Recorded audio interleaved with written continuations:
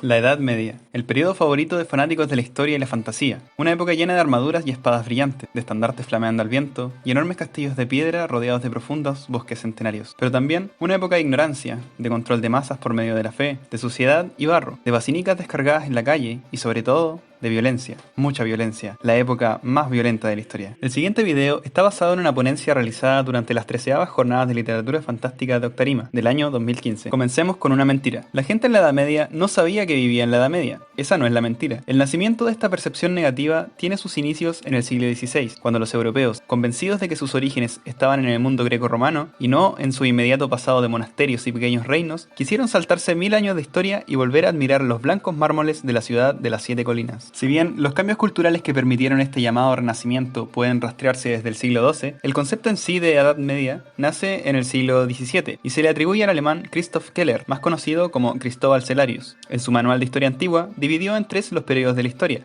la antigua, la media y la moderna. Pero, ¿qué significa media? En realidad no es otra cosa que el pedazo intermedio, ese espacio olvidable de 1000 años que se interponía entre el luminoso pasado de filósofos y emperadores y el moderno renacer de una cultura que recién venía aprendiendo los inventos que chinos y árabes ya llevaban practicando desde hacía tanto tiempo. El afán clasicista de los ilustrados hizo renegar los aportes culturales del medioevo, esos que paradójicamente habían cimentado sus propios pasos un par de siglos atrás. Esta visión oscurantista de la Edad Media se intensifica durante el siglo de las luces, y ahora está armado con el negacionismo anticlerical y antiseñorial de las revoluciones liberales europeas. Para los ilustrados, el antiguo régimen es medieval, por lo tanto, obsoleto. Resulta paradójico que quien afirmara esto con tanta vehemencia fuera la burguesía, un grupo social que nació al amparo de la Edad Media. Pero el occidente es contradictorio desde sus cimientos, y al tiempo que existe esta Edad Media fea, llena de peste y doncellas sin dientes, coexiste también la versión idealizada, la hermosa, esa donde ser caballero implica una serie de votos para proteger a los desposeídos, ese paraíso para héroes míticos y teorías raciales.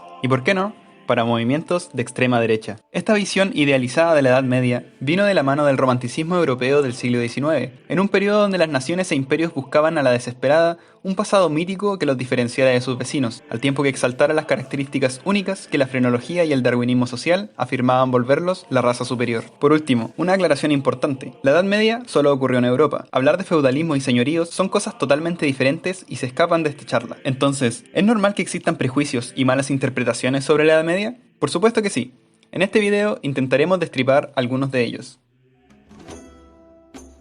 ¿La gente en la Edad Media creía que la Tierra era plana? ¿Acaso el campesino promedio imaginaba que viajaba sobre un disco transportado sobre el lomo de 4 elefantes, los que a su vez viajaban sobre una gran tortuga? Alguien imaginativo podría haberlo creído, pero no es el caso. Si bien ninguna época, ni siquiera la nuestra, se ha caracterizado por la socialización del conocimiento hacia los estratos menos favorecidos, en los círculos intelectuales medievales, es decir, en monasterios, universidades y gremios urbanos, era cosa sabida que la Tierra tenía forma esférica. Además, para cualquier marinero era un hecho bastante evidente. La astrología fue uno de los saberes técnicos más antiguos, y la importancia que tenían las estrellas, los astros y los satélites se acusa tempranamente en la humanidad. Los ciclos lunares y solares influyen notablemente en la agricultura, y recordemos que toda la historia preindustrial es eminentemente agrícola. San Agustín afirmaba la fericidad de la tierra y Santo Tomás especulaba sobre las antípodas. ¿Acaso hubo un retroceso desde el mundo antiguo y la gente dejó de mirar al cielo? Podríamos decir eso de nuestra actualidad, pero en la Edad Media no era el caso. Los contactos con el mundo musulmán sirvieron para cimentar estas ideas de la esfericidad de la Tierra, cuando el contacto entre Europa y el Medio Oriente se hizo más cercano hacia el siglo XI. Entonces, ¿de dónde surge esta idea? En su libro El mito de la Tierra plana, Jeffrey Burton Russell le atribuye la invención a historiadores y escritores modernos de finales del siglo XIX y principios del XX, todos ellos estadounidenses.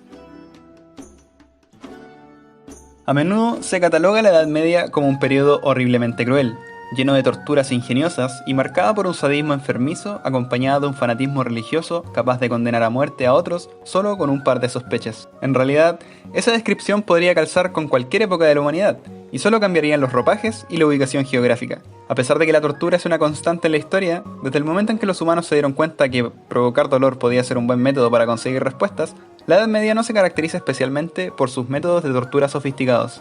La pera de la angustia, el cinturón de castidad y la doncella de hierro todos tildados de medievales, fueron en realidad inventos bastante posteriores. Mientras que la pera se remonta a las guerras italianas de los siglos XV y XVI, el cinturón y la doncella son del siglo XIX. E incluso estos últimos son de dudosa procedencia, ya que, como mencionamos anteriormente, el siglo de la Revolución Industrial se caracterizó por esparcir mentiras y mitos sobre épocas pasadas. Pero, ¿de dónde viene eso de que la iglesia quemaba brujas? Eso es verdad, aunque también ha sido tergiversado. Durante el siglo XII nace la Inquisición en Francia, y en los años sucesivos surgen distintas en el resto de Europa. Sin embargo, el objetivo principal de la Inquisición no es quemar brujas, sino herejes. La herejía es considerada una desviación de la doctrina ortodoxa católica, y en su mayoría eran comunidades que no obedecían el mandato de la Santa Sede. No fue hasta 1484 que el Papa Inocencio VIII da por oficial el delito de brujería, y el popular índice para saber qué es brujería y qué no, el Maleus Maleficarum, data de 1487. En los años sucesivos vendrán persecuciones a minorías religiosas y luchas políticas entre católicos, luteranos, calvinistas y anglicanos.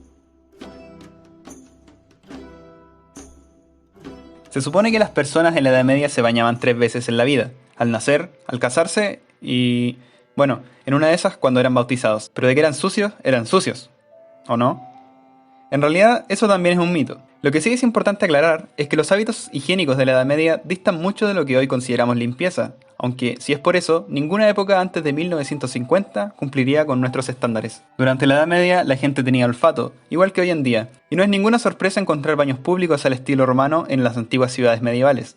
Sin embargo, hubo pueblos que tenían costumbres distintas a la de la Europa central, como los germanos, que son a menudo retratados como preocupados por su cabello y apariencia, o los árabes musulmanes, que consideran dentro de sus prácticas religiosas el cuidado del cuerpo, su salud e higiene. ¿Un viajero moderno encontraría hedor en un burgo medieval?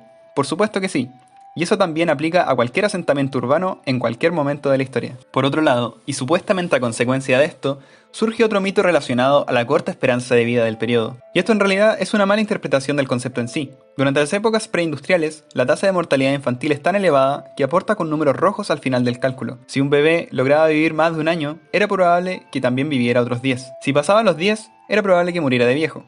La esperanza de vida es solo el promedio. Entonces, ¿de dónde vienen estos mitos? Todo se remonta al impacto brutal que tuvo la peste negra, sumado a la pequeña edad de hielo que ocurrió a comienzos del siglo XIV. La peste bubónica, que no era nueva, llegó en un momento en que las heladas destruyeron cosechas y obligaron a vaciar los graneros. Surgió toda una cultura de la muerte en torno a la peste, una que incluía la creencia de que el agua caliente abría los poros, y por lo tanto era preferible no darse esos baños. Considerando que lo mejor que tenía la medicina de aquella época para tratar la terrible enfermedad era oler hierbas fragantes, los habitantes del periodo se aferraron a cualquier cosa que pudiera mantenerlos vivos un día más. Pero ya basta de mentiras, ahora hablemos de verdades tergiversadas. La Edad Media fue una época llena de supersticiones.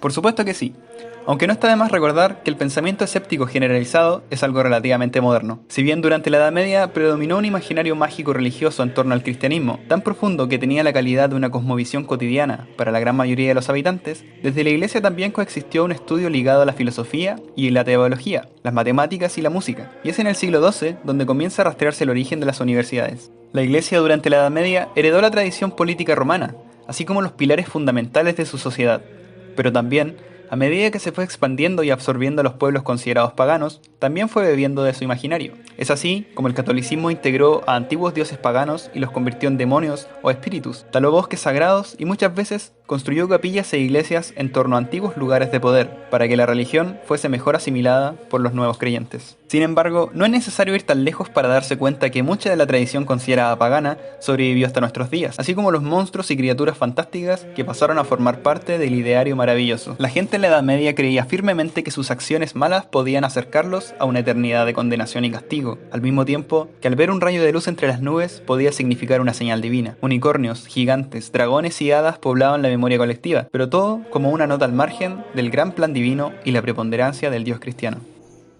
La Edad Media fue una época violenta. La guerra nunca cambia. En realidad, la Edad Media sí cambió muchas cosas, perfeccionando métodos de combate, asedio y estrategia. La forja de metales más resistentes, así como nuevas dinámicas políticas, hicieron de Europa un avispero lleno de hachas, armaduras y nuevas formas de cortar carne. La guerra medieval, sin embargo, se diferenció de la del mundo antiguo en su masividad y duración, siendo en su mayoría conflictos esporádicos que involucraban a un par de señoríos o feudos de poco tamaño. Esto no quiere decir que la guerra haya sido menos brutal.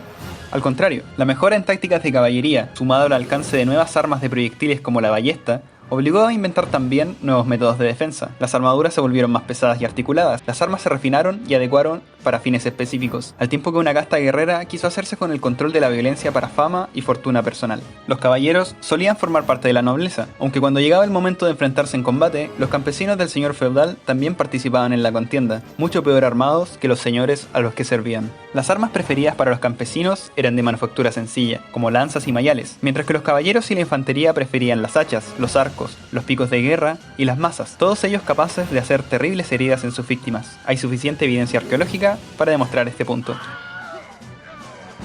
Además de los combates a campo abierto, también fueron populares los asaltos a castillos y plazas fuertes. Toda una nueva maquinaria de asedio nació en función de este fin.